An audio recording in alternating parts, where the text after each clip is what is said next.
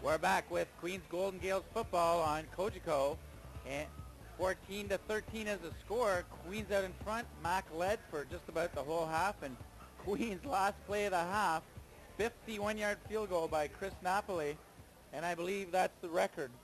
So it is, and it certainly is one of the biggest kicks in Golden Gales history. And we talked to Mac head coach Greg Marshall before the game, and he said that they had to take advantage of their opportunities and put the Gales away when they had an opportunity to. And that big stop by Philippe Champagne on 3rd and goal from the 1, tremendous hit. That really seemed to turn the tide, because the Gales managed to come back after that with 14 unanswered points. Now the Gales will be trying to wait to take the win in the 4th quarter here as they kick away to Mac. And they tried a bit of a short kick. It just hung up there. And McMaster gets it at their own 40 as number 35, John Chard, picked that up.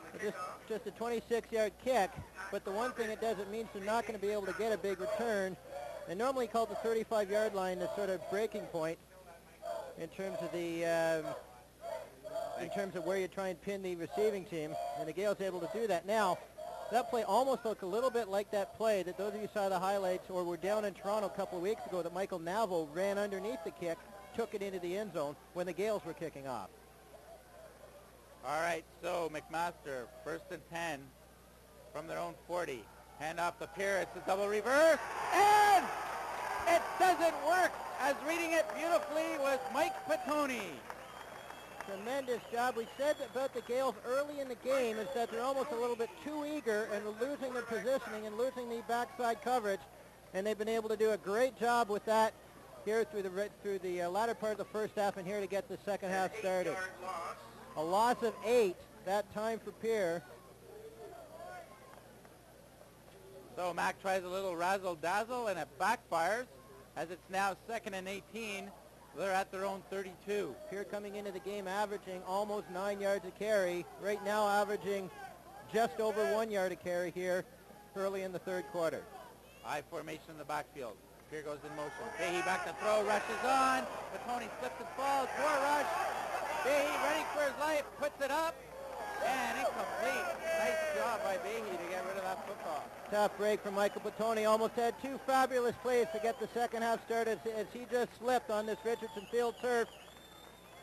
And you had Fahey going back, sounding like Chris Berman on that play, but Gales defense do a great job here. This is the first time they forced Mac to punt with the wind here, bringing Ray on for the 3rd time this afternoon. He averaged 36 yards on his 2 kicks back in the first half. So Ray will have to kick it away. McKinnon, the lone man to receive this punt. And there's a flag, ball's whistled. And the Gales are lucky there because they probably would have been called for roughing the punter, but because the procedure penalty occurred before the snap, that now is going to push Mac 5 yards further back. Their 8th penalty here for 75 yards this afternoon. And it's actually Nick Corneal awaiting the punt. Procedure against Mac, so that puts them a little deeper in their own zone. They do have a strong wind at their back now to kick this away, Michael Ray does.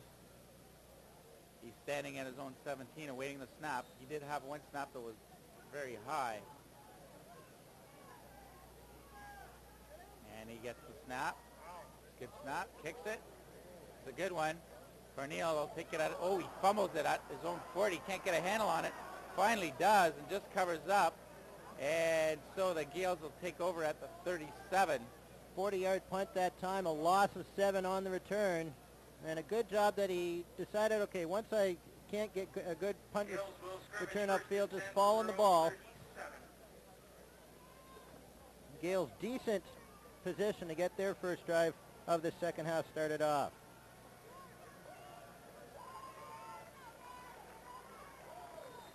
So the Gales, 1st and 10 from their own 37. They lead by 1, 14-13. Gales going into the wind here as Bagg runs quickly off the field to get the second half started. All the points so far this afternoon have been scored with the breeze at the team's back. Shotgun formation. Dennison rolling out to his right, pumps once. He's got some pressure. Look out, he's looking, and he's sacked. He'll lose about 10 yards, maybe a little more. Great job done initially by the Gales offensive line to give Denison lots of time, but then had nobody to throw to downfield. And Mark, that's the kind of formation that they had set up with back in the first quarter when they were going into the wind, getting away from those quick 2-3-step drops and getting those passes out into the flat. Gales now a long 2nd and 20 into the wind here. Navel coming on. I wouldn't be even surprised to see him possibly just do a quick draw up the middle to him. If he can try and break one, great. If not, you're not going to get one picked off. All right, let's see what the Gales do. Navel, of course, out in a passing formation. And timeout called by Denison here. Well, that time he had the wide side of the field flooded with receivers. The only receiver on the short side of the field was Ian Fleming. Nobody was in the backfield, but as you mentioned, he called a timeout. And actually 13 men on the field, I believe, as Pat Chinkowski, the rookie receiver, comes off. This is his second game for the Gales. And that is one of the difficulties. The Gales have lost Brad Smith. He's out still for another couple of weeks with that hamstring injury. Joyner, it appears, is back in the game, but when you have some of those young receivers trying to get those 5-6 receiver packages, get them out on the field in time, sometimes they're going to make a few mistakes. That time cost the Gales a timeout. And we saw back in the latter stages of the first half, Gales made good use of the clock, good use of those timeouts as they managed to come back and take the lead. So, 2nd and 20 for the Gales. Shotgun formation. Only one receiver on the short side. Denison looks for that short side, looking for Fleming. It's complete all the way to the McMaster 50. And a little trash talking by Fleming to Ido afterwards. 33 yards pass and run play that time, and that time in the shotgun just took a quick one-step drop and then threw it downfield to Fleming. Just as you mentioned, Don, that's been successful for them, those quick drops. Doesn't give McMaster a chance to put too much pressure on Denison. And that's the Gales' biggest play going into the wind here in the game. And Joyner is back in the game. He was hurt. Looked like he had a knee injury, but I guess he's all right. Hand off this time to Crawford. He just tries to bull his way for a yard as there was no hole at all that time. Tremendous job continuing to be done by the McMaster Marauders here. As Crawford now, that's his 4th carry of the day for just 9 yards. Last week against Toronto, they gave up just 4 yards net rushing, and so far the Gales this afternoon just have 6. 2nd and 8 for Queens. Wide side of the field flooded with receivers. Shotgun formation for Denison. Gets the ball, looking over the middle, complete to Fleming. They'll have another first down as he gets to the 35 of McMaster. Make it to 34. 15-yard reception that time by Fleming. That now is going to put him over 100 yards with 106 yards receiving this afternoon. And that is the experience of Tom Denison. He saw the blitz coming off of the right corner, and he went right to the receiver who would have been covered, or to the receiver who would have been covered by that man blitzing. Gales now marching here early in this second half. Ball now just inside the McMaster 35-yard line.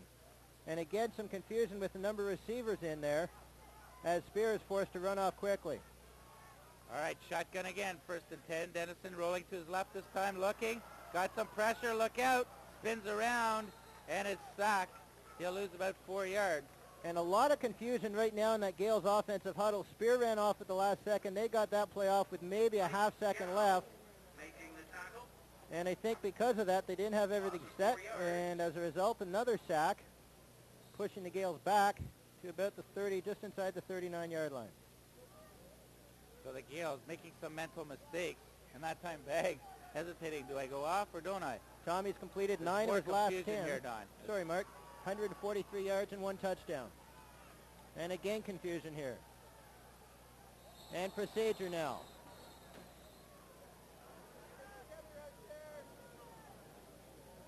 Well, we talked about coming into the season, a couple of the weaknesses might be a little bit of depth at receiver. Right now without Smith, we're seeing a lot of young guys in there at wide receiver. Sometimes we're getting too many in the huddle, and that time it's the offensive line. Not set, so now it's going to bring up 2nd and 19 essentially by a lack of cohesion there in the offensive huddle. But again, Don, that offensive line may be set off by the receivers, seeing one person was waving Bag off and another was waving him on. He didn't know where to go, the rookie. And so now it looks like they're a little more organized, but it's 2nd and 19 now, shotgun formation. This time Dennison tries the quarterback draw, but it goes nowhere.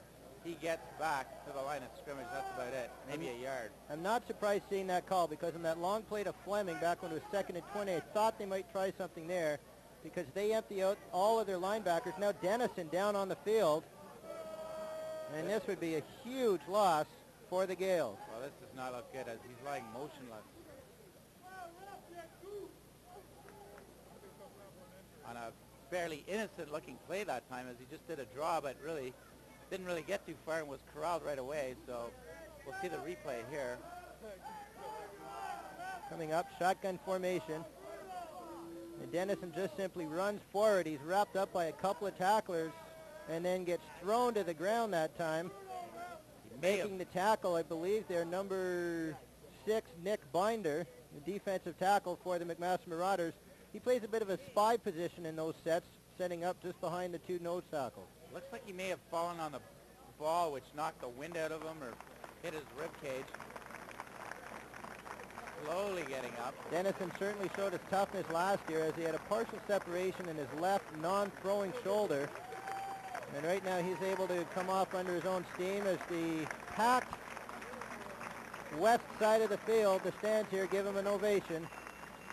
Nonetheless, it is going to be a 3rd down here, as Brugden Hill will be punting away.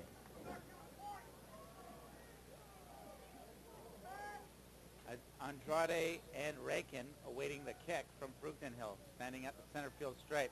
Gets a snap, it's a bit high. Brugden Hill, nice job getting it down. Doesn't get too good a kick away though. Does fall out of bounds, trying to get a no yard. And it goes right into the Gales' hands. As coming up with that ball, I believe, is Joyner. But now Mac is calling for no yards. There were no flags. And it is no, and if there's no yards. Initially, the one referee had motioned it one way, it went back the other way. So on what is just a 20-yard punt, the Gales will recover. And Mark, I can't believe there's no yards there. Well, it did look like when the Mac player touched it, there wasn't really. Here it is on the replay. Just a fluttery kick, and certainly there was a Gale within the restraining zone there. It's close. But as a result, on that turnover, the Gales are going to pick up possession now with the ball at the Mac 29. I don't think it was Joyner that recovered the ball. We'll try to find out who it was. Dennison back to throw from shotgun. Over the middle, incomplete. And now there's a flag. As looks like a rough play call on Fleming being the victim. I think it might have been Idu. Idu, and I think it's going to be pass interference, as he came over the top of Ian Fleming that time, as those two have had a matchup all afternoon. And now I think if Mac doesn't watch out, they're going to get another unsportsmanlike tagged on top of that, the 9th penalty here this afternoon. And a pass interference is just simply a spot foul, so move the ball down to the 20-yard line. So 9 penalties now, 83 yards here this afternoon for the first place tied Marauders. 1st and 10 for the Gales from the 21. Quick hitch pass to Crawford. Dances around though, and he'll only get about 3 yards.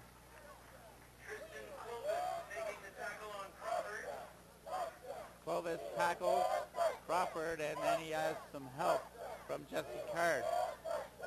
So it'll be 2nd and 8 for the Gales. Gales in the hurry up. 5 turnovers now this afternoon for the Marauders.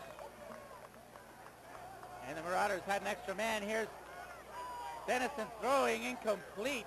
Intended for Spear. Good coverage that time by Brandon Little, but McMaster had too many men on the field, and number 8 for the Marauders could not get off the field in time, Nick Binder, who's from the Ottawa Valley, Almont, Ontario. And a couple of minutes ago, we saw some lack of cohesion by the Gales offense, and now they're saying that Binder was running off the field, but he was well within the sidelines there. So I think a bit of a mistake. I've seen certainly much tougher calls being made. Maybe. So sorry, Mark, that'll go as an incompletion. Now the Gales are going to try a field goal here. Sorry, Don, that's maybe a little bit of NHL refereeing there, evening things up a little bit. There's been a couple of calls or non-calls that the McMaster coaches have gone against them. So Trudeau and McKinnon, the battery, if you will. Trudeau, the long snapper. Sean McKinnon, the holder. Chris Napoli now to try. It's his fourth field goal attempt this afternoon. Missed from 27, good from 38, and of course 51. And now again, this time Mac are late getting a player onto the field, and the referee's waving him off. And it's pinned, kicked, and it's wide. Rankin is going to scoop it up. He's going to try to run it out, and he does, but he only gets to about the 8-yard line. And I guess in a tight game like that, maybe you do want to run it out. They are.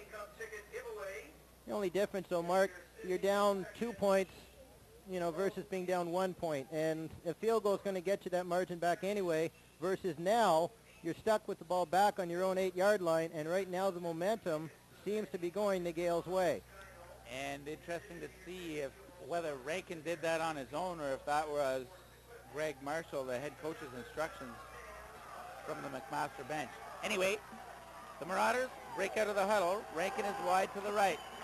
Swart is wide to the left. High formation in the backfield. That's Pierre and Lumsden.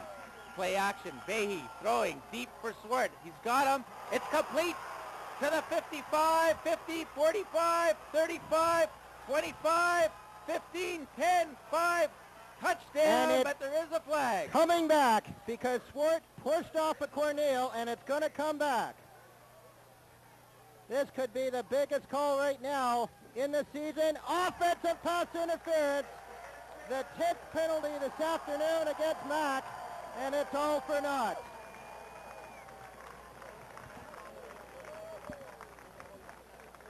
And so penalties really costing the Marauders. And Cornell had tremendous coverage, was right there watching the ball all the way, and then he just got shoved by the much taller Rankin. And while it's not a big loss in yardage, it's going to basically take away what would have been a 102-yard pass and run play, and it's now going to push Mac all the way back to their own 4-yard line.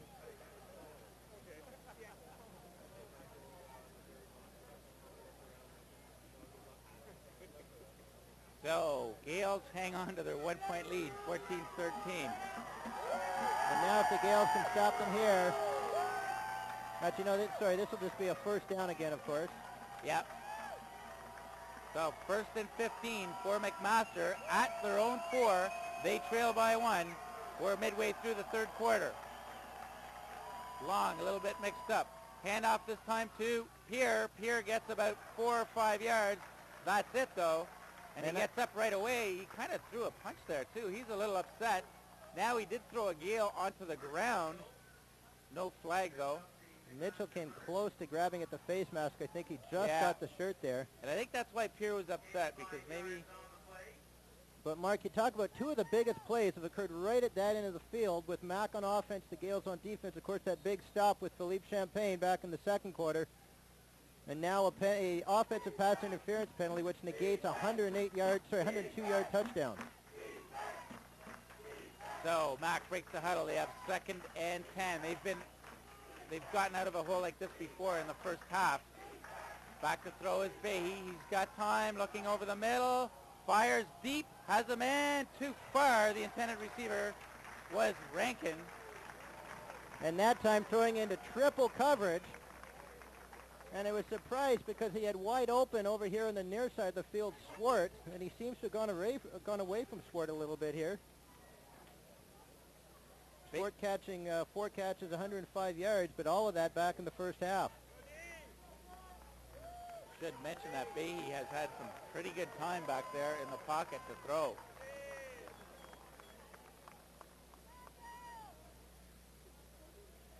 Mike Ray now, who does both punting and place-kicking duties, will kick this away. McKinnon will get set to receive this. He's right at the midfield stripe. Last time it was Cornell. That was the punt returner. And Ray gets it. Ooh, close to being blocked, but gets a pretty good one away. And a flag against the Gales. It on the dead run. No, he has to cover up right at the 45. And a rough play penalty against the Gales is going to give Mac a first down. Tough break for the Gales that time. As I was just starting to say before that the Gales have done a great job here in the third quarter controlling the wind and controlling the clock. But now Mac, with that penalty, it's going to push the ball out to about their 23-yard line. Just the fourth penalty of the day against the Gales, but a huge one. That is going to allow this Mac offense to get going again. We've seen some huge changes in momentum here in this game. You wonder if that might be one of them. Big break for the Marauders. And that's sometimes the gamble you take when you go for the block. Sometimes you do contact the kicker.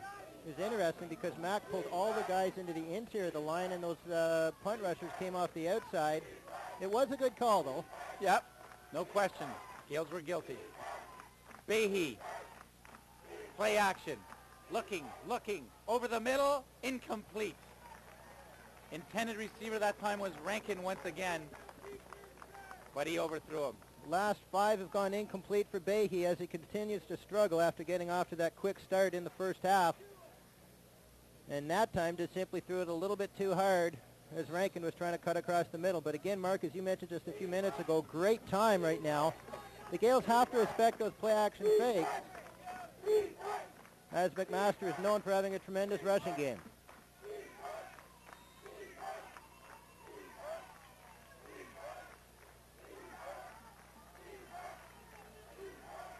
Marauders break the huddle. They have 2nd and 10. High formation in the backfield. Here comes up to the line now. Behe drops back to throw. Scrambles. Steps up. It's complete. This time he finally hits Rankin, and he'll get a first down and a little more as he gets all the way to the 42, but he took a pretty hard shot right to the helmet from a Gale defender. 17-yard first down that play, and great arm strength shown by Behe as he was able to zip that ball in there, stepped up into the pocket, almost might have been able to have a chance to run for that first down as well.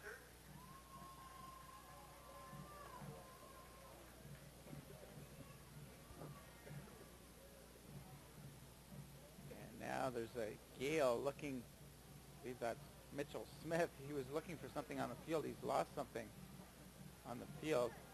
I believe it's a mouthpiece, I would think. Yeah, probably. You wouldn't be looking for a contact no, lens. He'd be getting down lower if it were a contact. But yeah, a mouth guard, I'm sure, is what it was. And of course, if he doesn't have it in, that's an equipment violation. Yep. Mac breaks out of the huddle. Behe, deep drop, and it's a screen. Complete to Pierre to the 40, 45, 50, 55. Breaks another tackle. Gets all the way to the Gales' 47. So Mac digging themselves out of a big hole from their own 4. 19-yard reception that time, and well set up. As again, the Gales unable to get any pressure up the middle right now on the rush.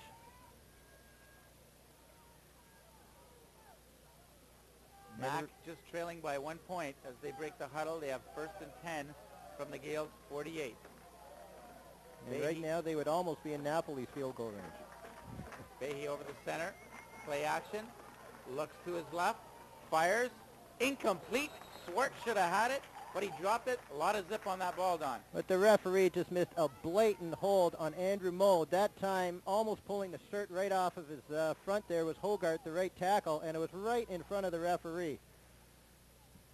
So now you wonder, you talked about referees trying to even it up because Mac do have so many penalties, but that certainly was one that negated what would have been a sack there. And Swart, that was a catchable ball. Behe did put a lot of zip on it, though. But you don't see Swart drop those too often. Marauders break the huddle. 2nd and 10 from the Gales' 48. Play action again. Behe looking for Swart one more time. Looking, and he finds him complete all the way to the Gales' 10-yard line. An unbelievable reception that time, going downfield for 37 yards into double coverage, and there was nothing Cornell could do again. That was just simply the height of the Marauder receiver that time, 6'3", going up against a 5'10" cornerback.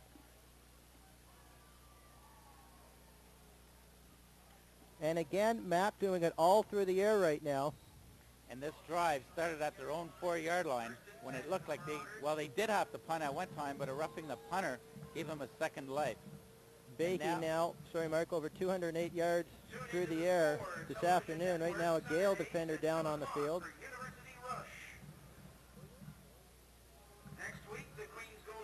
So the McMaster Marauders should come up with a first down here before they score, as it's 1st and 10 from the 11. And the OUA football recognizes Pioneer Petroleum. Should just mention the Queens women's basketball team has their alumni game October 4th. That's coming up in a couple of weeks.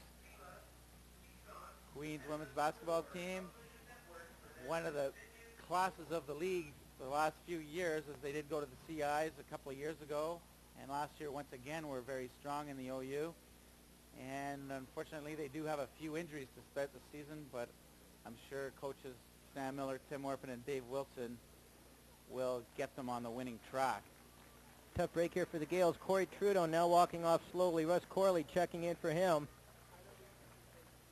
And at least he's able to walk off under his own steam. Doesn't look to be limping or anything, so hopefully it's nothing too serious. Trudeau also is the long snapper on the Gales' punts and field goals. Of course, former shot put offset champion. Great athlete, Corey Trudeau. Bay Ridge grad. Time for the Gales defense now to stiff, and they were able to do it back in the second quarter. I formation in the backfield. 1st and 10 from the 11. Hand off this time to Pierre, and he turns his way for about 6 yards. So it'll be 2nd and 4 for the Marauders. That time all sorts of interior motion. Looked to be a trap set as they get down now to just outside the Gales' 5-yard line.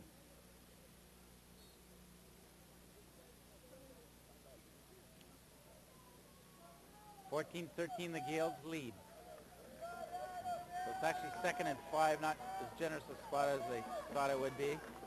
I formation in the backfield. That's Long and Pierre. Lumsden is not in right now. And hand off to Pierre, and he fights his way, but he doesn't quite get there, and the Gales try to squirt the ball loose. They do. There's also a penalty, though. Flag on the play, and I'm not sure if that's from the area where it might have been one of the Gales' right side defenders stepping offside. I'll have to wait and see once they unpile here. Here's the replay. It's rough play against the Gales. So that's going to bring up an automatic first down. 2 rough play penalties here in the third quarter have set Mac up with tremendous field position here at what will be a 1st and goal to go from about the 2.5-yard line.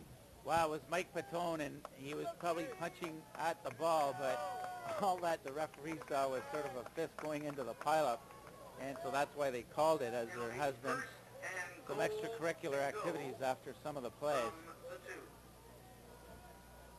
So 2 huge penalties here going against the Gales after many of them had gone against Mac earlier in the game. One negating what would have been a turnover on the punt, and another one now giving them a first down at the 2 after they had stopped them and would have been bringing up 3rd and short. Full house backfield. Hand off this time to Lumsden, and Trudeau tackles him for a loss, but there are flags. The Gales might have been jumping offside. And I thought the initial indication might have been holding, but no, now they're speaking to Behe.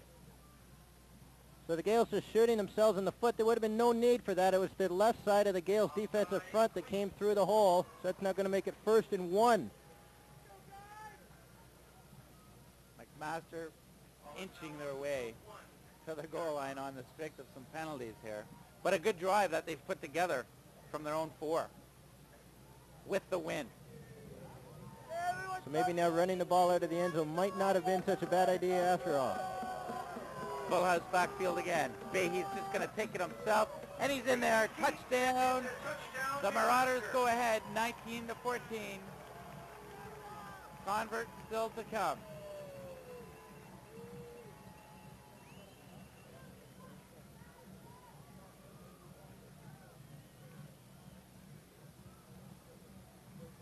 .241 left to play in the third quarter. Gales will have the win for the final quarter.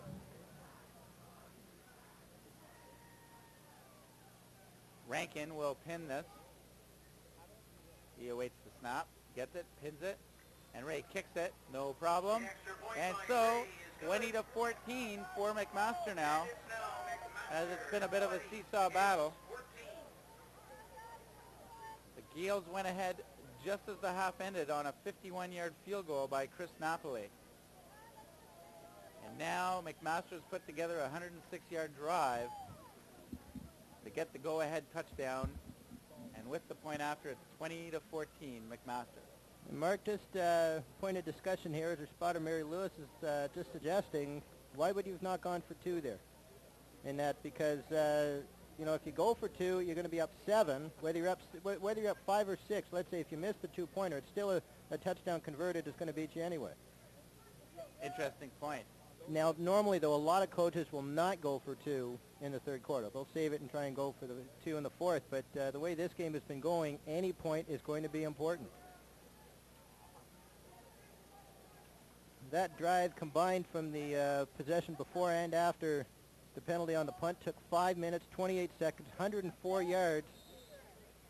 Mac moving downfield for the go-ahead touchdown, now up 20-14 here, 2:41 left to go in the third quarter. Are we going to see a short kick or something here? No, they're just going to boot it. They squib it. Picking it up is Crawford at the 15. Fake the reverse. He tries to go across field, doesn't get anywhere. And the Gales will have to start deep in their own end from the 13. 55-yard kick, just a 5-yard return. The 16-yard line, and that's where the Gales will scrimmage. And I think because of that fake on the switch to Cornell there, that almost seemed to slow up Crawford's advance upfield, allowing the coverage team to get quickly downfield. Gales with poor field position backed up to their own 16.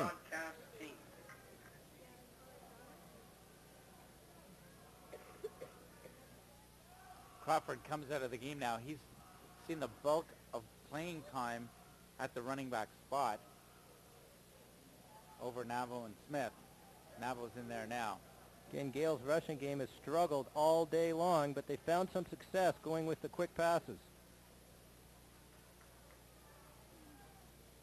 Play action. Dennison fires. It's complete, but tackled right away is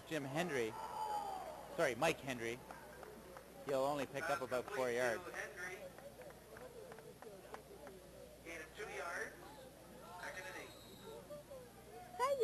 And now Andrew Joyner is a little bit shaken up on the play, and it's going to be Sean McKinnon coming on the field for him. Joyner, of course, after one of those big first down catches back in the first half.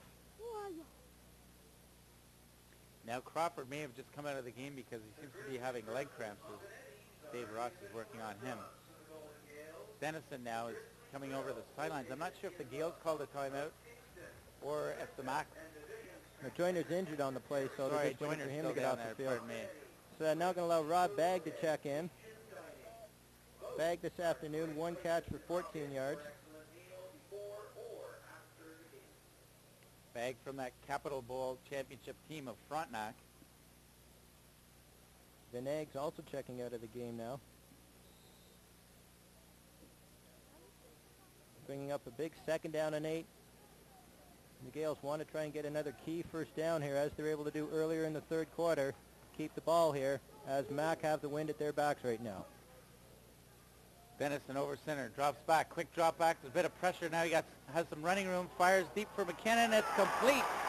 Nice catch, and that's not McKinnon. Sorry, make that Fleming. And big first down. It gets the Gales all the way up to the 43. 26-yard completion that time. And right now it's kind of like any time he's in trouble, they're just going to throw it up and let Fleming go downfield and get it. And after that, a rough play, late hit. And that's going to move it 15 yards further downfield. Now the 11th penalty for 102 yards here this afternoon. Here's the replay. And Fleming just going up, able to leap up and get the ball over the defensive back that time, Little. And that now is going to push Dennison over 200 yards this afternoon, 16-22, 227. And that 1 TD. And a huge first down for the Gales as they try and hold on to the clock for the rest of this third quarter going into the wind. And it's a strong wind. Navo, the little man in the backfield. Dennison, quick drop again, looking, dances around, fires. He's got Fleming wide open. Oh, Fleming dropped it. Or was that Bag? I'm not quite sure. Bag at his first touchdown in his hands and dropped it wide open at about the 10-yard line. And what happened that time, it was a linebacker who got caught up in coverage. And let's certainly hope that the Gales will be able to come back and take the lead. Otherwise, Mr. Bag will be seeing that one in his sleep for a few weeks to come. Now, at least he wasn't bragging before the game a la Jeremy Shockey, but either way, it's not a touchdown for the Gales. Second and 10. Tough break for the rookie Bag. Dennison in shotgun, gets a snap, looks, scrambles, pressure, look out, and he throws it too far for Navo, the intended receiver, who was actually double covered. So I think Dennison was just happy to throw that one away. So a couple of big breaks going the McMaster way here in the third quarter. A rough play on a punt when the Gales thought they had stopped Mack. Mack ends up driving down the field, and then Rob Bag dropping what would have been a sure touchdown. Now the ball was slightly underthrown, but it hit him right in the hands. Brogden Hill now on to punt. Brogden Hill will have to battle this stiff wind. He's had a couple of high snaps today. This one's low, but he gets it. And he gets a pretty good kick away. Rankin will take this at his own 20. Oh, he bobbles the ball and picks it up at the 18 and is tackled right away. And so, not much of a return for the Marauders. 34-yard punt, just a 1-yard return that time. And Rankin almost seemed to take a second to pick up where the ball was as the Gales tried to speed downfield to pick it up. So now this looks to be Mack's last drive with the wind here in the game. All 24 points, sorry, I'll check that. All 34 points have been scored with the wind here in this game. The Gales will get it in the fourth quarter.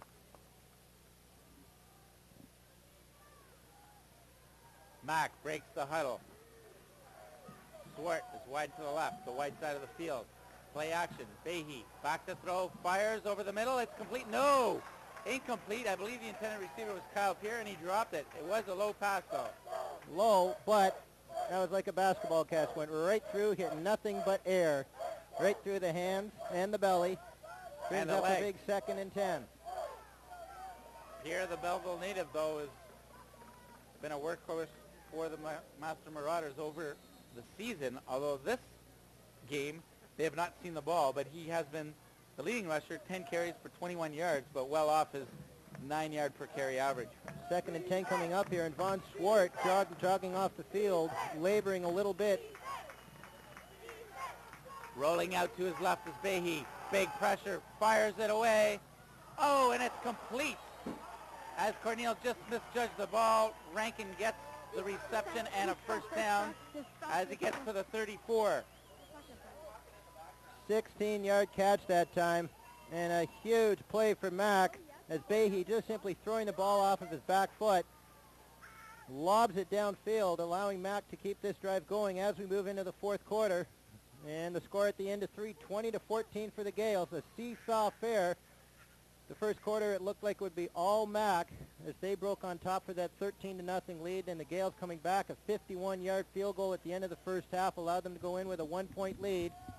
And then Mack with that long drive there in the third quarter.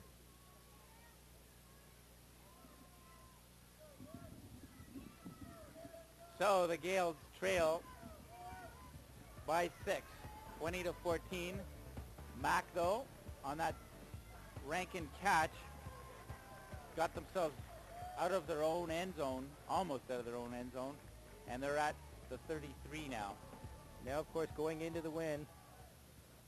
Hand off to Lumsden this time, but he is stuffed right away.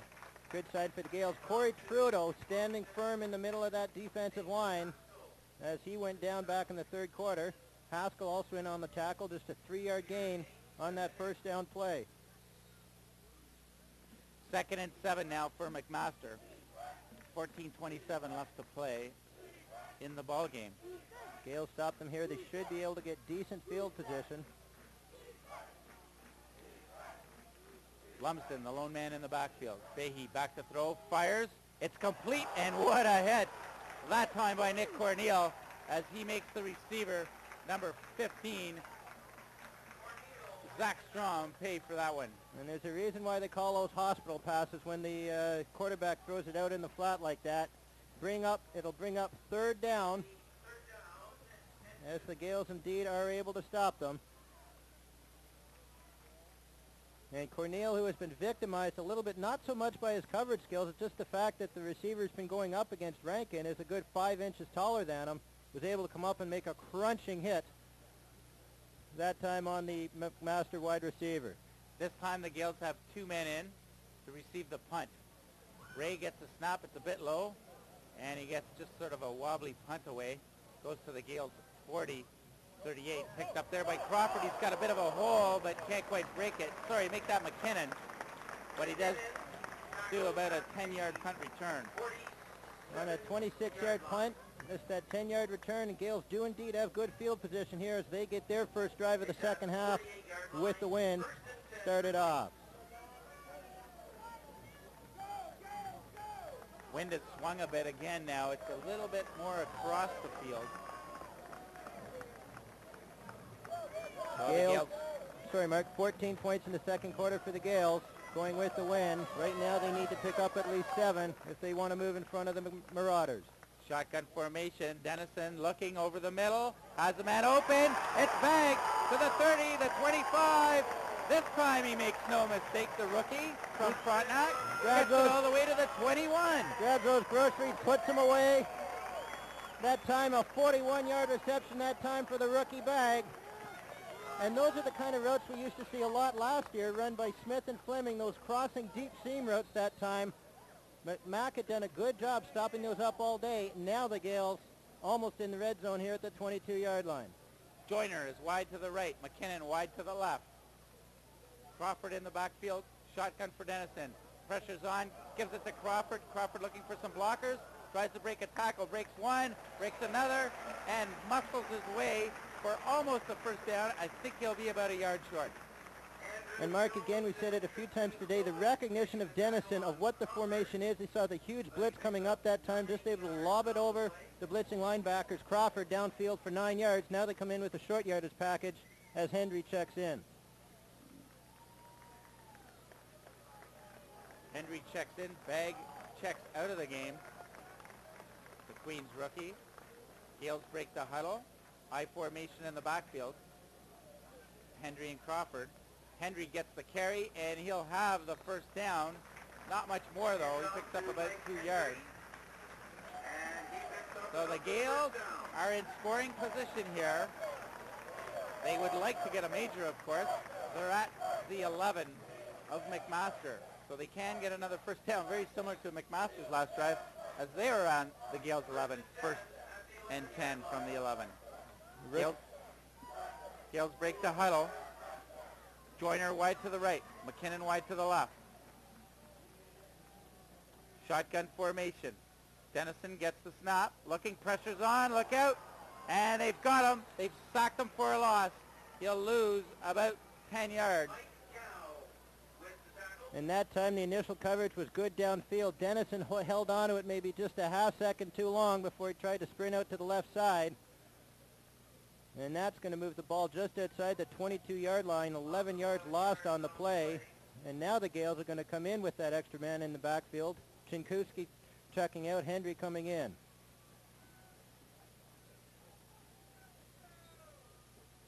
And the Gales in a couple of these second and long situations have been throwing the ball downfield to Fleming.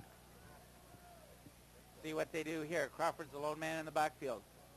Dennison back to throw, quick drop. It's complete. Spear breaks the tackle and fights his way to the 15 or 14-yard line. That will not be enough for the first down. And you can see Mack learned from what happened in the first half. They just simply brought everybody that time and tried to make sure that he wasn't going to have time to see a receiver downfield. Gets the ball off to Spear. Now it's not sure what the discussion is for here between the officials, as it is going to bring up a third down and about 14. Gale's able to pick up 6 yards as now Napoli is going to come on. This will be his 5th field goal attempt of this afternoon, missing from 27 and 34, good from 38 and 51. Of course, that 51-yarder, as time expired, back in the first half. Napoli, a left-footed kicker. McKinnon will hold.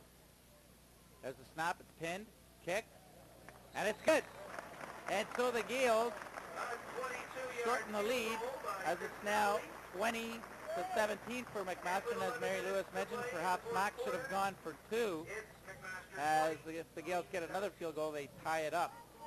Lots left to play here, and Mac will get the ball now. 10:55 left to play in the game. Mac will be going against the wind.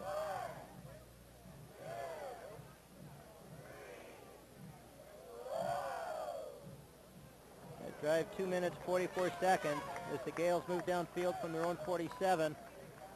The 7-play drive gets them back into it within just a field goal, and right now one of these starts for the team this afternoon has been Napoli.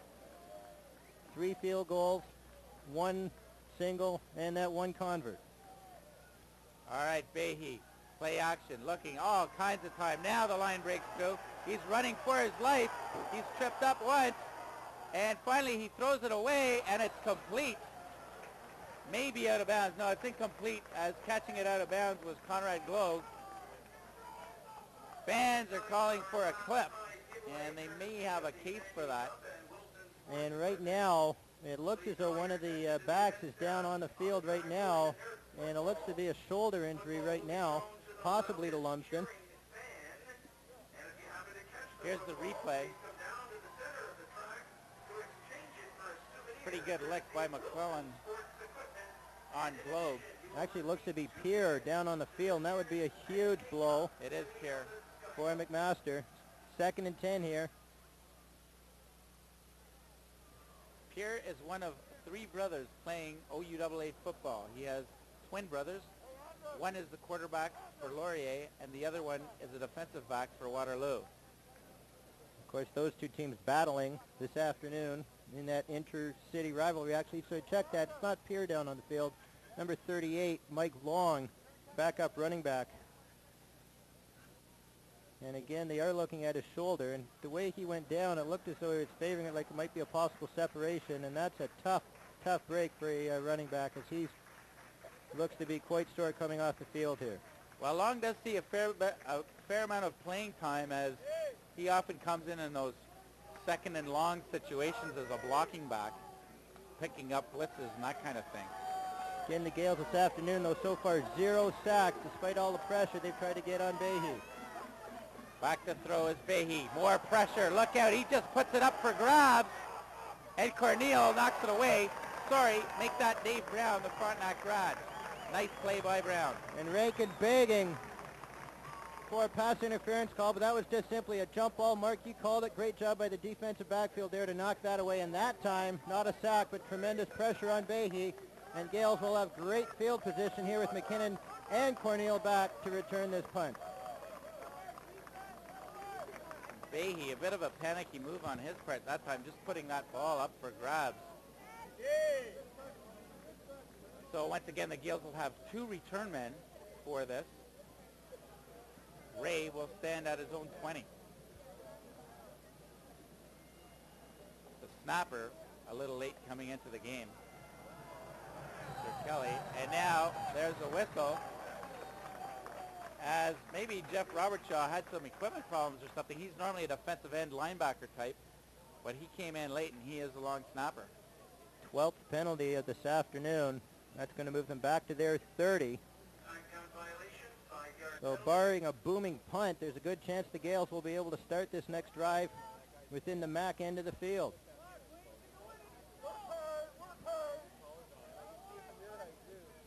Just over 10 minutes left here in the 4th quarter of a thrilling 20-17 Titanic tussle between these 2 top teams in the OU. And Ray gets the snap and gets it away. Hangs up there, though. Cornell takes it at the zone 53, dancing around, looking for some room. Doesn't have any. Oh, makes a couple nice moves, but just gets to the 55. Well, he ran about 40 yards to pick up 4, but really, he had no choice. 28-yard punt, 3-yard return. It's almost the official there getting in the way a little bit of when Cornell was trying to get around the end. But indeed, the Gales are going to start right at midfield here. Cornell, though, showing some quick feet there. And he's made the move to cornerback this year from receiver. Gales break out of the huddle. Dennison is in shotgun formation. Gets the snap, looking to the left side, fires, completes a spear. He's hauled down right away, almost by the helmet. And I think Tom Dennison may be about the only quarterback in the OU who can complete that pass through into double coverage, just getting it into the hands of Spear. Gales going no huddle here. So it's 2nd and 5.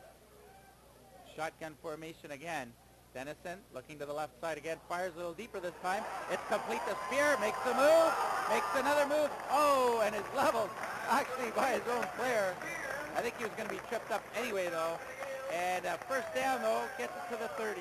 20-yard reception that time for Spear. Another first down. The Gales now driving again here in this fourth quarter, check that.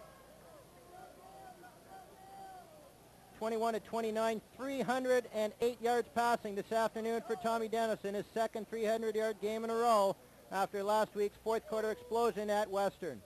Shotgun formation again for Dennison. Gets the snap, looks over the middle, incomplete. Not sure if he is intending that for Begg or Spear. I think it just slipped coming out of his hand and just took off with the wind. And Mark, as you said, the wind has sort of almost come around about 56.5 degrees here coming out of the west now. It's the Gales driving with it into the north end zone. Yeah, it's pretty well across the field now. That's a little bit unfortunate for the Gales. Spear after that last catch, now 66 yards receiving, but 7 receptions, a number of them for some tough first down yardage here this afternoon. Rolling out to the right is Dennison. Fires, incomplete again, too short for Spear. And Dennison again is shaken up, and as he was rolling out, he took a hit after he fired that ball away. And that is not good. And Mark, Dennison usually is not slow to get up, and I'm just wondering if he is sore in the rib area or something from that other time he got up slowly. The other thing that I'm questioning again here is some of the play calling and the formations are the number of rollouts, because every time the Gales have been rolling out, they've been having difficulty with those 7-8 second plays, taking lots of time instead of going with some of those quick patterns that seem to be developing quite well. 37-yard field goal attempt now upcoming to try and tie this ball game. Napoli doesn't quite have the wind at his back like he did on the 51-yard attempt. This is a 37-yarder, as Donnie mentioned. Oh, got a problem here. Napoli gets it away anyway. Gets a good practice kick in. And a time count penalty. 7th of the day. 7th penalty against the Gales for 39 yards. So now it'll make it a 42-yarder. Well, that makes it a lot tougher. Now, we did see this happen in the first half. Gales got pushed back 5 yards, and Napoli put one through from 51. This one will be 42. Now, of course, again, the wind seems to have switched back a little bit. Well, now it's back at his back. So the other difficult thing for a kicker is when it keeps swirling, you're not sure how much you got to put it out to one side or the other. Napoli certainly has the leg. And here it is. There's the pin. Oh, it's going to be short. And Mack is going to run it out. This is Lumsden. Gets a good block and is tackled, though, at the 21-yard line. So Napoli's kick a little bit short. Just as I said, he had the leg, and a couple of huge penalties here in the second half. One, the roughing the punter that allowed Mack to keep that drive going that led to their touchdown, and that one a time count, which took away what would have been a game-time field goal.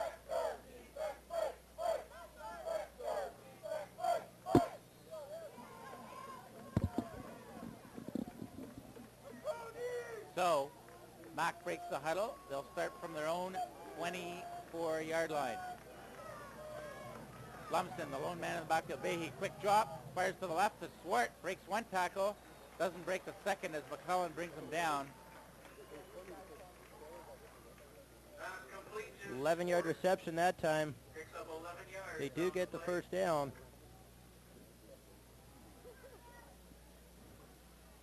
As Mack now are going to try and take some time off the clock here to preserve the slim 3-point advantage they have.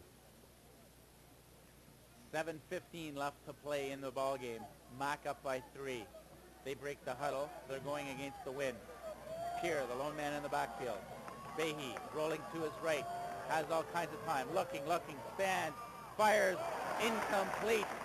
Great play that time by Mitchell Smith. But again, tremendous time for Behe to be able to throw the ball downfield. Gaudreau and Corey Trudeau were the two Gale defensive rushers closest to him, but it took them about 6 or 7 seconds to try and get any pressure on him. It'll be 2nd and 10 now for McMaster at their own 35. They lead by 3. 6:53 left to play in the ball game. Number 3 team against the number 4 team. Here, the lone man in the backfield again. Back to throw is Behe. Fires, looking for Swart. He's, no, overthrown him. Swart had maybe a step on Cornell, but not really much. And Behe knew that with that height, all he needs is one step, and he overthrew him by about 5 yards. 2, 4, And again, not able to take a ton of time off the clock here. 9, And it's surprising, Donnie, that they haven't gone to the run more. 2, And for number 1, they're against the wind. Number 2, they can grind it out. It's later in the game. Perhaps the Gales defense is a little more tired. And they have a great running game. Just 68 yards so far today on the ground, and they've been averaging over 300 so far this season per game. Gales come close to blocking that one. Here's McKinnon. McKinnon dancing around, gets to the 45, not quite, 44-yard line, and that's where the Gales will take over. Gales came close to blocking it, though. With the bounce on that punt, 36-yard punt, 5-yard return.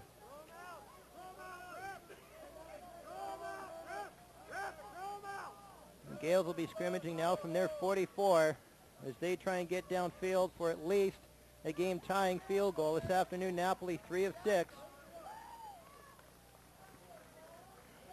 Again, so far, all the points in this game have been scored with the win, and the Gales have it at their back now with less than half the fourth quarter to go. Shotgun formation. Dennison back to throw. Eludes one defender. Now fires it for Fleming. What a catch! Ian Fleming.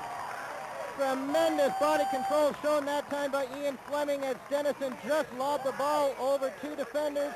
Fleming sliding down to the ground, able to get his hands out to bring it in.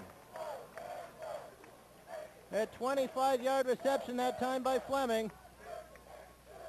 Well, it's a battle of the 88, says Vaughn Swart, the number 1 receiver for Mac, has had a strong game, and Fleming has as well. 131 yards receiving now for Fleming. Dennison goes into shotgun from the Mac 41. Ooh, low snap. Bit of pressure now. Dennison's going to run with it, and he takes a pretty big hit, but gets up right away as he's a tough cookie. 51 that time. Jay Pottinger put a pretty good lick on Dennison, but looks like the other 2 Mac players got the worst of it. And Joyner again for the Gales, slow in getting up. And Armstrong, one of the defenders out there, is a little bit shaken up. Good recognition, though, that time by Dennison, seeing it right away, able to get downfield. I think he's got that clock in his head that's saying if it's not open after 2 seconds, go. And 77 for McMaster. Mike Gow, the defensive end, is limping a little bit as he gets a hand from the crowd here. Again, the Gales already are just about in Napoli's range for when he's been able to connect hard on one, but they'd certainly like to be able to move it downfield for a touchdown. And Pat Chinkuski is coming in for this play, accompanying Dennison. Chinkuski, a rookie receiver, has not seen a lot of playing time today. But as a rookie, dressing and seeing some playing time is a feat in itself when you get to this level from high school. And with a rookie receiver, sometimes you'll see mistakes, but it wasn't just Chinkuski. Spear also seemed to have the strong side, weak side confused that time. They had Chinkuski, who was going to be the lone man on the weak side, and Spear was there and had to get over to the other side. Dennison not wanting to give up another time count. That'll be the Gales' last timeout here of the second half. And that's kind of costly in a tight game like this. Of course, Gales are benefiting today from an extra coach, and that's the fans here, as they were all calling for a timeout. They saw the confusion on the field. Tremendous crowd here this afternoon at Richardson Stadium. And at this time, everybody stayed until the end of this thrilling match. 5:13 left in the fourth quarter, 20-17. The winner of this game will have the inside track on first place overall in the OU for the regular season. Gales right now trying to go for their 11th straight in the regular season and trying to break a MAC streak of consecutive games won, as we said earlier, 28 straight in the OU regular season and playoffs all the way back to October 21st of 2000. Spear now is on the left side, the short side of the field. Shotgun formation. Dennison looks, has time this time, looking for Spear. It's tipped, but caught by Ian Fleming while he was on his back. And Tony Eider has to wonder, what do I have to do? I cover this guy, I can't cover him. I tip it, he still comes up with it. Again, Ian Fleming lying on the seat of his pants, able to come up with a huge reception for the Gales. Here is the replay, and you'll see the great concentration by Fleming. Unfortunately, the MAC bench is right there. Although they must have enjoyed the view. In a heart-wrenching way, I guess, down to the 16-yard line now. Gales trail by 3, but they're threatening. Dennison over the center, O'Donnell. Handoff this time to Navo. He's got some running room and lunges forward. He'll be just short of the first down. Great call that time by the Gales coaches, and great job by O'Donnell, the center there that time. Did the job picking up the blitzing linebacker, opening up that little crease for Navo. Navo picks up 9 yards. So it'll be 2nd and 1, maybe even 1.5 before the Gales get a first down. The ball is on the 8.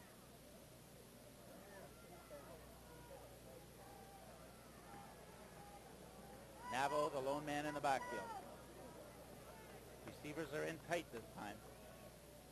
Dennison pumps one, though thrown and incomplete as it was blocked at the line. And questioning why they don't run the ball in that situation.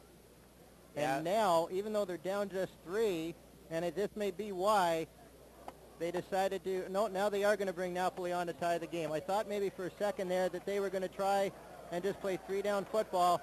Right now they're going for the tie. 4:03 left in the fourth quarter, and I guess the thinking being that MAC have only picked up 1 first down into the wind here in the fourth quarter. So Napoli, this will be his 7th attempt of this afternoon. Made 3, missed 3. This one will be from about the 20-yard line, left hash mark. So big play coming up here.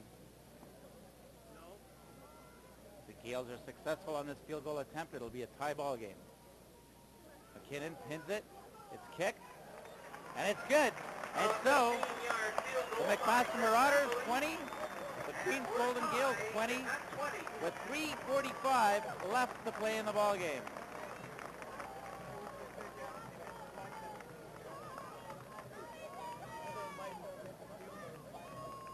As it's been a seesaw battle so far. So Napoli is 4 of 7. Now somebody is quite injured as they have an ambulance out. I'm not quite sure who that was or is.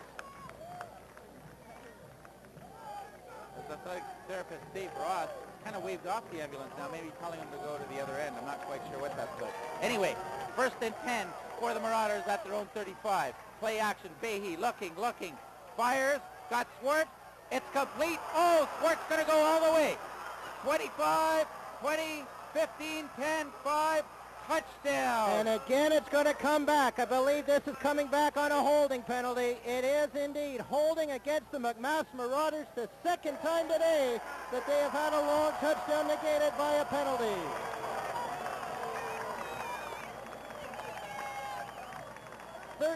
Penalties, 117 yards, and that does not count the 102-yard reception earlier. That would have been a 75-yard reception for a touchdown. And if not for the penalties, Swart right now would have about 325 yards receiving. Shouldas, wouldas, and couldas. Instead, he has 153, which is still not too shabby on 6 receptions. Big down now coming up. 1st and 20 now. Long yardage situation here. The Gales again almost getting to Behe as he released the ball that time. Double covered and still able to make the completion, negated on that holding penalty. And Corneal is out of the ball game. I'm not sure if he's banged up. He looks like he's banged up a bit. Swig Swig is in. Swig and Brown now, the two corners.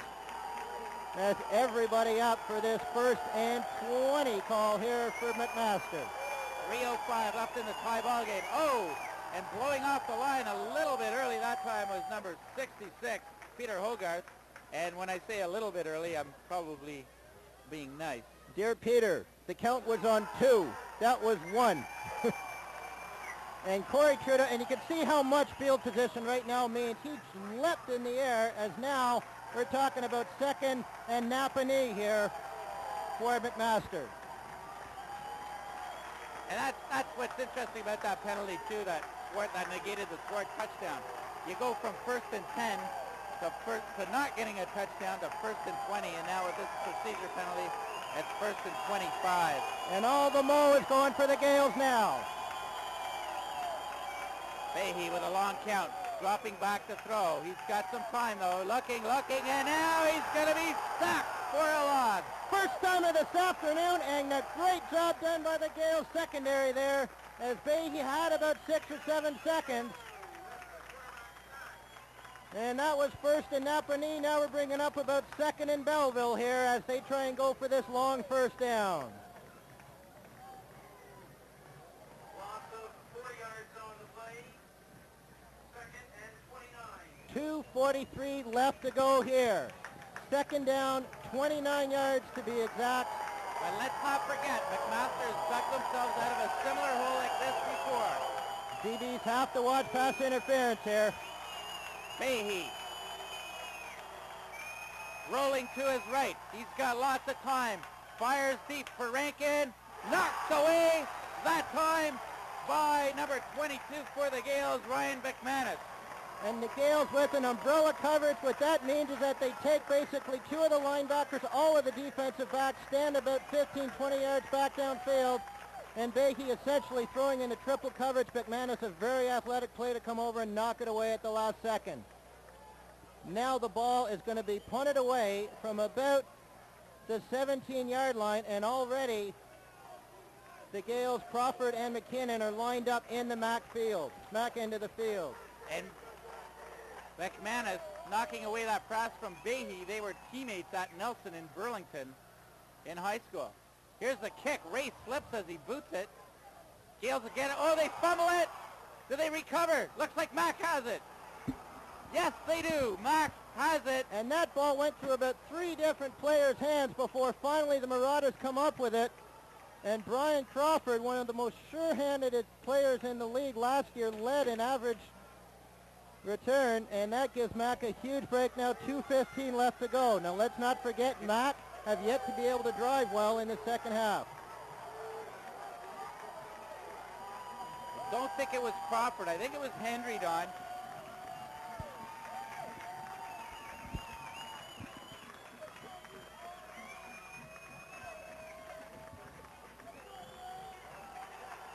But it might have been Sean McKinnon on the Oh, play it was here. McKinnon. Anyway, McMaster now, 1st and 10 from their own 42. Handoff this time to Lumsden, and Lumsden breaks through. He'll get about 5, maybe 6 yards. And we're wondering where that Mac rushing game was. They showed it there. Getting up a little bit slowly right now for the Marauders. It's going to be Chris Rankin. And that's the kind of player that they're going to need as we have 2nd and about short 5 coming up here. Let's see if now Greg Marshall goes to his running game, as it would eat up the clock too on this drive. 20 to 20, 2 minutes and counting left here in the 4th quarter. Everybody up. I formation in the backfield. Hand off to Lumsden again. He's got a big hole, breaks a couple of tackles, keeps going, and he picks up about 10 yards and has the 1st down. Mac still not yet in field goal range, going into the wind, and now again it's shifted across the field a bit. You'd have to think they'd need to get down to about the Gales 30 at least. Right now they're at the Gales 49.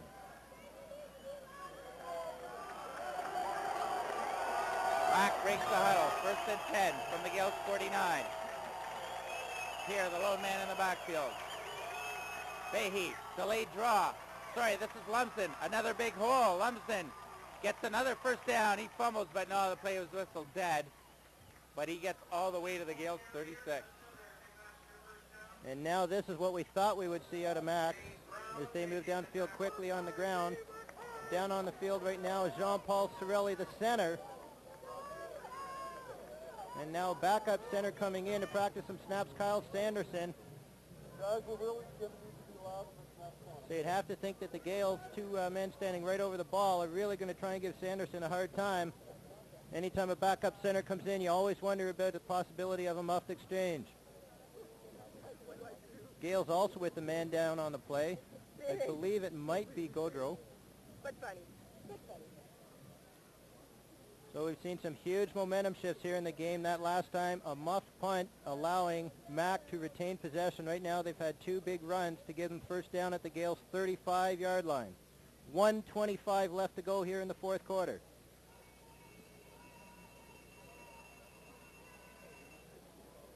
So a few seconds ago, Mark, I'm sure Mack would have loved to get it to overtime. Now it's switched around to the other side.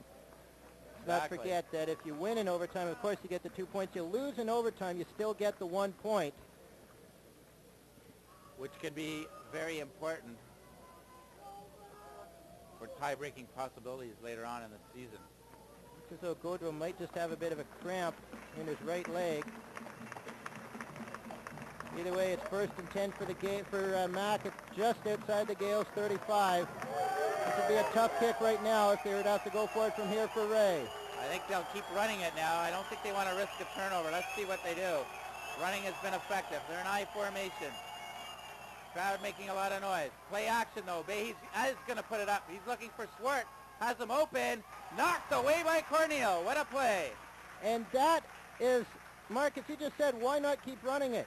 You're doing such a good job, and that's a tough pass to complete, throwing it all the way across the field into a bit of a wind. And initially, Swart had a couple steps on him, but Corneal was able to come back and knock it away at the last second. Gaudreau now checking back in for the Gales. So, 2nd and 10 for the Marauders. Pivotal play here for both teams. 1:13 left. Marauders do have a wind against them, so field goal range is a little tough right now for Ray. But let's see. Marauders are going to try to get a 1st down here. I formation. Behe calls a timeout, as either he doesn't like what he sees or he can't hear, as the fans are making a lot of noise. Well, it looked as though the Gales were in that sort of preset formation there where they're either going to come up and blitz or drop off in zone, and he wasn't sure what was going to happen. Doesn't want to take any chances. Just 1:13 left here. And you have to wonder, let's say Mack gets down to about, they get maybe 5 yards here. It'd be a long field goal into the wind. Do you go for it with the chance that you might not make it? Go for it as in going for a 1st down as opposed to the field goal down. Tough call, and I'm glad I'm not Greg Marshall. Let's hope the Gales make it a 3rd and 10. We'll see. Yeah, we'll see. Perhaps Greg Marshall won't be in that situation, as Mack could get a 1st down here at 2nd and 10. Mack has shown why they're ranked number 3 in the country and just ahead of the Gales, as they've shown some explosiveness today. But the Gales have been right with them. And the score indicates that. It's 20-20. But right now, Mack has the ball with 1:13 left on the Gales 36. Behe, deep drop. Going to be a screen pass. Overthrows Kyle Pierre. That time the blitz, Philippe Champagne came right up the middle, forced Behe to get that pass away a little bit earlier than he wanted. And now they're going to bring Ray on for what will be about a 42-yard attempt. And the wind now actually is almost slightly, well, it's going straight across the field right now. Actually, that'll be a 43-yard attempt. He's 2 for 2 here this afternoon from 22 and 40 yards. And Sean McKinnon is back in the end zone to hopefully be able to run this ball out. Surprised that the Gales maybe don't have 2 back there. And here's the kick. It's going to be short. McKinnon's going to run it out. That's Corneal, sorry. And Corneal only gets to about the 7. but I think there's a face masking done. Perfect, Mark. There is going to be another 15 yards, going to move the ball out to the 22, and if nothing else, it means that the Gales will not be forced to try and come out from underneath the shadow of their own goalposts. 15 penalties, 137 yards here this afternoon against the Marauders. Sorry, that's an inadvertent flag, Don, so no penalty. So Western coming back to beat Ottawa. Those two teams both go to 2-2 now. And now a big possession. You want to first of all be able to get out from just in front of your own goal line and then try and look at going deep downfield. 58 seconds left. Quick drop by Dennison. He's going to do the quarterback draw. Doesn't fool McMaster, though. He only gets a yard, maybe two.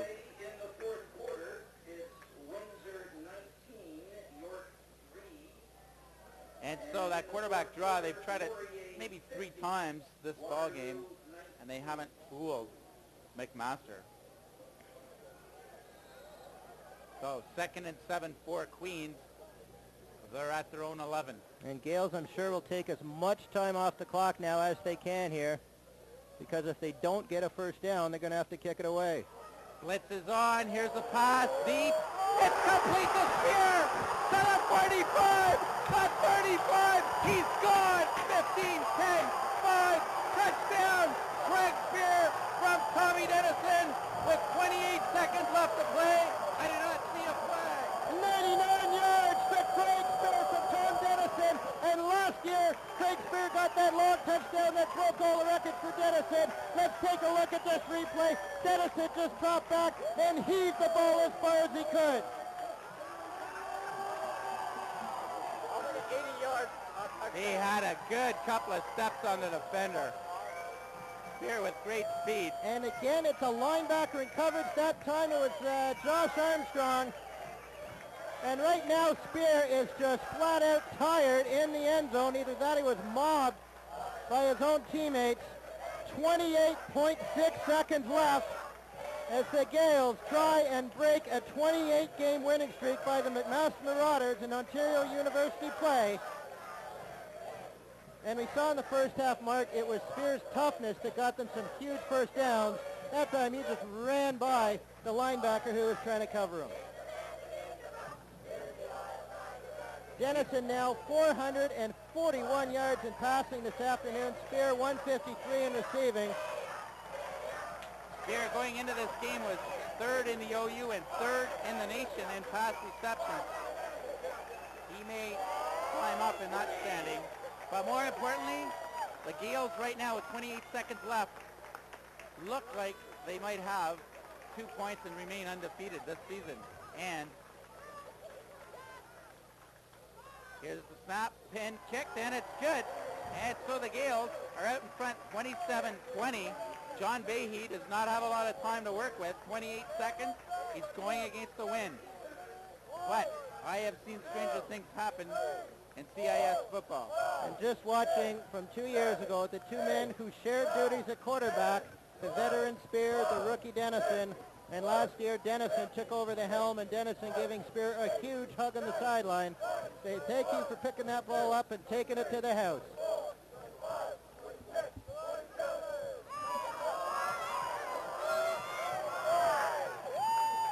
Spear, the native of Hamilton in his 4th year, was a quarterback here at Queens, and they converted him to a slot back. And it's been a great move. Not one player on this team was alive the last time the Gales were able to beat the McMaster Marauders. October 18th, 1975. Hardly about 3/4 of this booth were even on this earth back then. Now the thing is, though, the Gales did not play McMaster for many years as they were in the competitive OQAFC.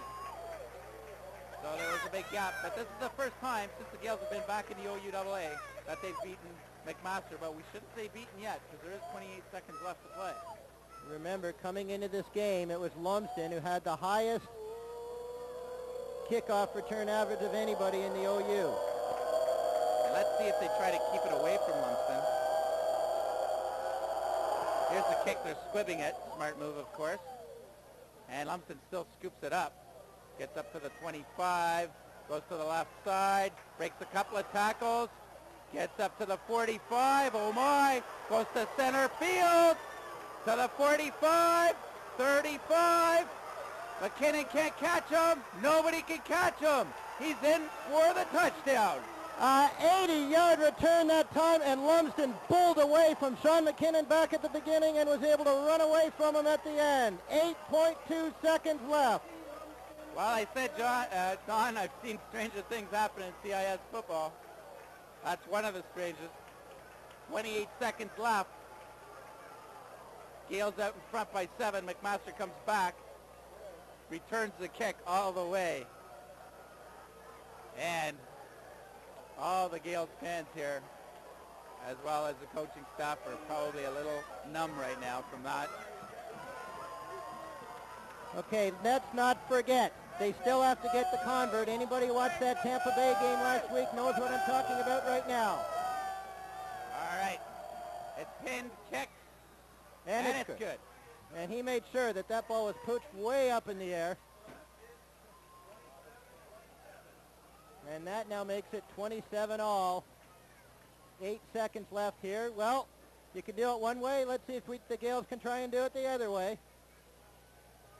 And a couple things on that. I'm not sure if we have that on the replay here, but one of the upbacks almost picked that up, and there's no way that he was going to be able to rumble with it, but yeah, that was a smart there. play by John Shard, the defensive back, to decide, oh, Lumsden, I better let you take it, as you average more than 10 yards of carry rushing, and you're one of the top kickoff returners in the country when you do get the ball.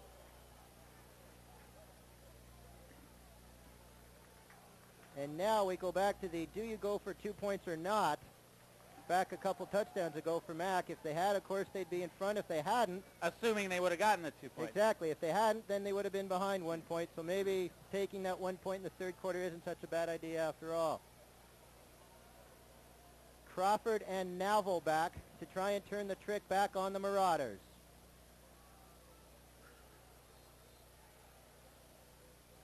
Ray will kick this off. He'll probably squib it. No, he puts it right in the air. Nava will take it at his 10, to the 15, to the 20, and is stopped dead in his track by Nick Burns at about the 23. So, Gales will have one play. I don't know if they'll just down it or if they'll try to go for something.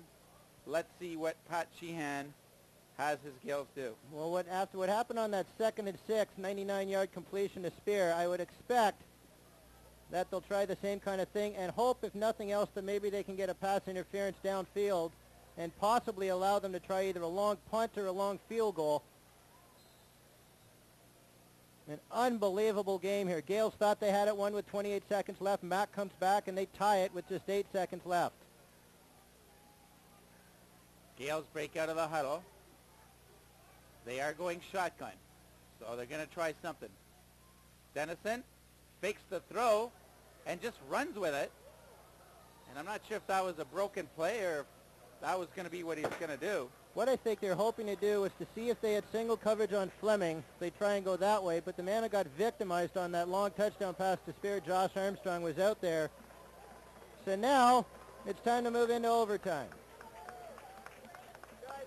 And again, the rules, just as you see in the CFL, each team gets a chance to scrimmage it. I believe it is from the 30-yard line. I'm not certain. We'll see in a moment here. Again, they will have a coin flip right now to determine who gets to go first. Normally in these situations, the team that wins will like to defer and let the other team take the ball first, so at least they know how many points they have to get. If you kick a field goal, then the other team must at least kick a field goal, otherwise they lose. If you get a touchdown, then the other team must, of course, at least get a touchdown. If it's a tie after the overtime, they keep going and going and going. Hi, I'm Lorelei Simpson, and this is Fabricated Space.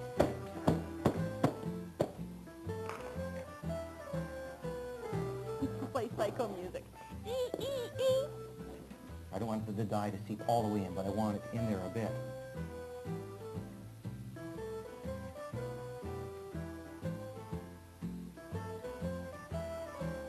coming this fall only on Kojiko. Hi, my name is Brittany Muller. Hi, my name is Karen Muller. And you're watching Kojiko TV.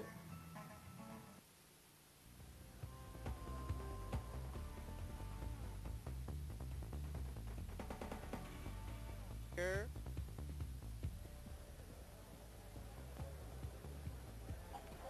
With the coin toss here, it will be from the 35-yard line.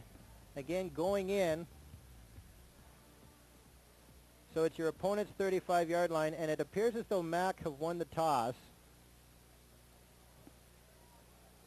Again, the strategy, normally the way we've seen these things play out, actually they're still waiting to do the toss. Normally the strategy is if you win it, you would like to defer so that you let the other team go first, and then you know exactly what you have to do. Now, I'm not certain if they have a similar rule as what they have in the NCAA, where once you're in the third overtime, then every touchdown you have to go for 2. They flipped it once. They're now flipping it twice.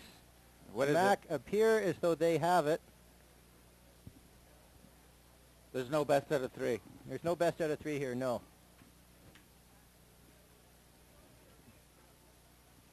And now they're asking the Gales as to which end would they like to go into. And it appears as though the Gales will be on the field first here. And they will be driving essentially with whatever wind there is. It's almost straight across the field right now. And the Gales will be on the field first offensively. So again, if the Gales get a touchdown, then Mac must get a touchdown to keep it going. If the Gales can only get a field goal, then if Mac gets a touchdown, they win. They get the 2 points for the win, and the Gales would get 1 point for an overtime loss. And the same thing again if the Gales don't score. And Mac, of course, is to take it in. Now, anytime there is a defensive touchdown scored in one of these situations, of course, it'll be an automatic victory right then. And we'd like to see that on the second possession here of overtime. As the first possession, of course, the Gales are going to be on the field, starting again at the Mac 35. I mean, basically, it's like a shootout in hockey. Essentially it is, and this is one of the things where some people feel this takes away special teams as a factor in the game. Of course, we've seen special teams be huge with that 80-yard return for the touchdown, which tied the game. Although I guess the opposite side of the coin, if you will, is the fact that each team now definitely gets a possession to see what they can do. Already this afternoon, Western have beat Ottawa in overtime. Earlier this year, it was Saskatchewan beating the Regina Rams in the Battle of Saskatchewan in overtime out west. All right, so the Gales start. They're up first. First and 10 from the 35 of Mac.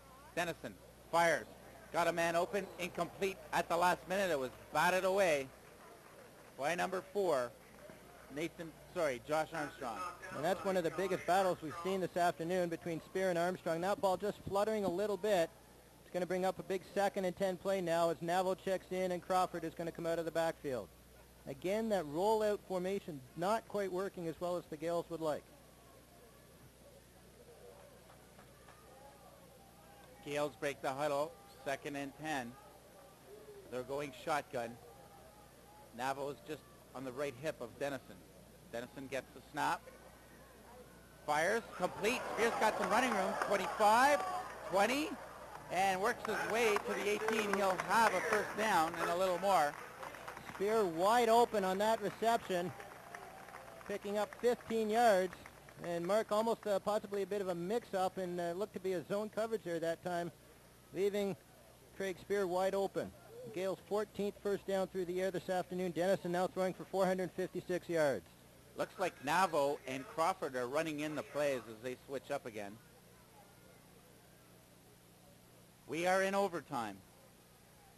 Gales having a possession here, then Mac will get one no matter what the Gales do here.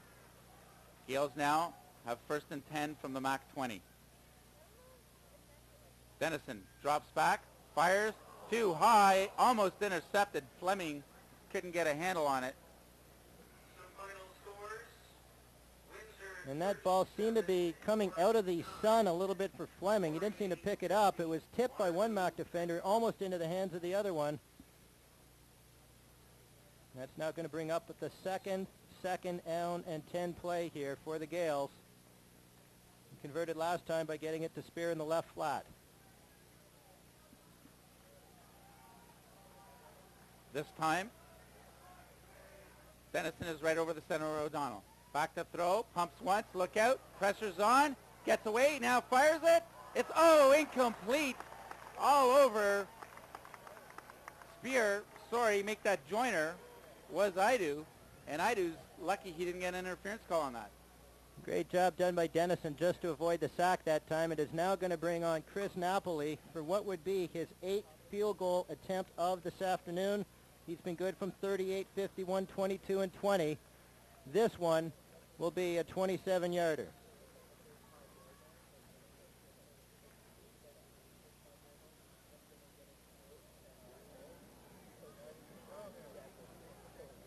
McKinnon will hold. Trudeau the snap. Here's the snap, the pin, it's kicked. Why? It hit the post. Hit the upright.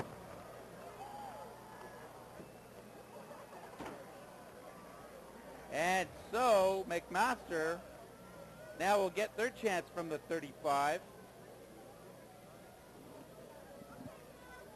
It'll be interesting to see what McMaster does, whether they go on the ground or try to put it in the air as they've done most of the game, except for near the end they started to run it. And with Pierre and Lumsden both averaging over 8 yards a carry. Again, even though the ball fell in the end zone, once it hits the upright, it is a dead ball, and a single or any other further advance either way does not count. So now the fans trying to make as much noise as they can. High formation. Pierre and Lumsden have not reached their average in this game, but here's Lumsden now going to the right side, has some running room. He'll have a first down and a little bit more as he gets to the 23 of Queens. Already now in Ray's field goal range. He's 2 of 3, good from 40 and 22. Missed that one from 43. Just the sixth first down this afternoon on the ground, but certainly the biggest. And you have to wonder right now, Mark, if they're already in his range, when do you decide to kick it on first or second down? That's a good point, Don. I think they're going to try to run a little more here. I don't think they'll put it up in the air, but let's see. And a handoff again to Lumsden. Lumsden looking for a hole, doesn't find much of one. Still managed to get about 4 or 5 yards. And now they put it right in the middle of the field. Lumsden with 2 hands on the ball that time to make sure that it doesn't get fumbled. The Gales trying to strip it away from him, but picking up good yardage again, 8 yards on the carry that time, and now indeed they are going to bring on Ray. Now here comes the question as to why you don't have Rugdenhill and Napoli, I would think, in the end zone, because of course if it's missed wide, do singles count? Singles count, but then to try and kick it back out. Yeah, that's a bit of, well, I guess they're just trying to block it. And the Gales now, they're going to call a timeout, I believe. Unless, of course, you may be right, possibly singles do not count, because if they do, I would have to think you'd have to get your punter back in the end zone.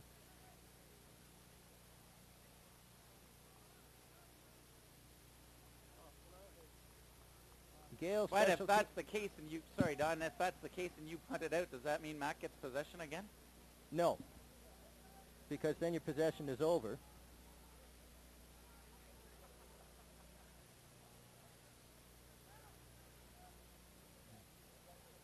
So this will be a 22-yard attempt for Michael Ray. 21-yard attempt make that. And it's pinned, kicked, and it's good.